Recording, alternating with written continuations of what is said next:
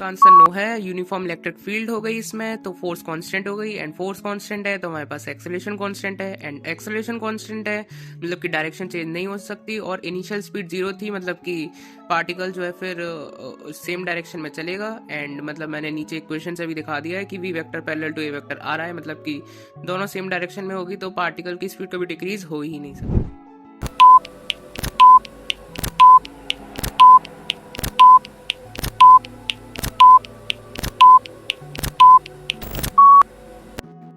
सो second question का answer है bulb A, like P is equal to I square R formula होता है हमारे पास जब सीरीज में होता है क्योंकि करंट सेम है, एंड पैरेलल में होता है वी स्क्वायर बाय आर, तो पैरेलल वाला यहाँ पे यूज नहीं करना था।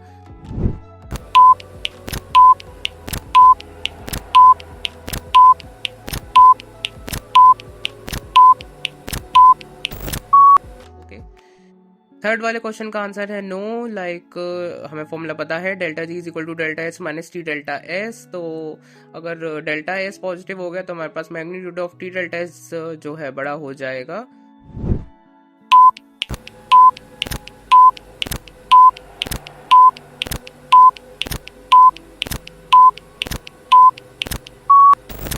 आ गया हमारे पास, जैसे ये ऑर्डर है हमारे पास देख सकते हैं, एंड इसमें NH3 में थोड़ा बॉन्ड पेयर लोन पेयर का रिपल्जन होगा, लाइक जो नाइट्रोजन है उसके पास क्या है बॉन्ड पेयर के इलेक्ट्रॉन भी जाएंगे और लोन पेयर, तो रिपल्जन होगा तो इस वजह से बॉन्ड एंगल बहुत ज़्यादा बढ़ जाएगा।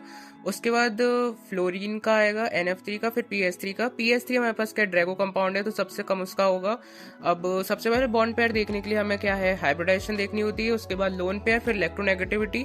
बट इधर जो है हम क्या कहते हैं NH3 में हमारे पास bond pair lone pair repulsion होता है, एंड फ्लोरीन में वही bond pair lone pair repulsion कम हो जाता है बिकॉज फ्लोरीन जो है इलेक्ट्रॉन को अपनी तरफ खींच लेता है। तो डायरेक्टली वो कॉन्सेप्ट में इस्तेमाल कर देना कि bond angle is directly proportional to electronegativity, answer गलत आ जाएगा उससे।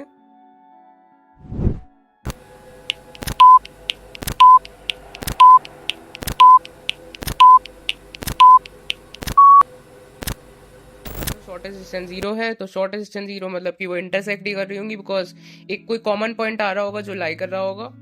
So that's it. ओके, तो do comment in the video कि आपके कितने सही हुए 5 में से, लाइक अगर 5 में से 5 हुए तो बढ़िया ही है, एंड 5 में 4 हुए तो भी ठीक है, बट इससे कम हो रहे हैं तो इसका मतलब ये है कि आपका कहीं ना कहीं कॉन्सेप्ट लैक हो रहा है। लाइक आप PYQs तो कर रहे हैं बट आप जो है उनके फॉर्मुलेस को रट ले रहे हैं बस, एंड उससे फिर आपको जो है एक फेक मोटिवेशन वगैरह मिल रहा है कि हमें क्वेश्चन हो रहा है बिकॉज अब 2026 के पेपर टोटली कॉन्सेप्चुअल बेस्ड हो गए हैं, तो प्लीज कॉन्सेप्ट पे ध्यान दीजिए। मैं भी वही कर रहा हूँ, मेरा भी 100% कॉन्सेप्ट ठीक नहीं है, तो मैं भी ट्राई कर रहा हूँ कि कॉन्सेप्ट पे ध्यान दूं rather than rotating the formulas. Okay, till then guys, we'll meet you in the next video. Do subscribe the channel and like the video. Bye bye.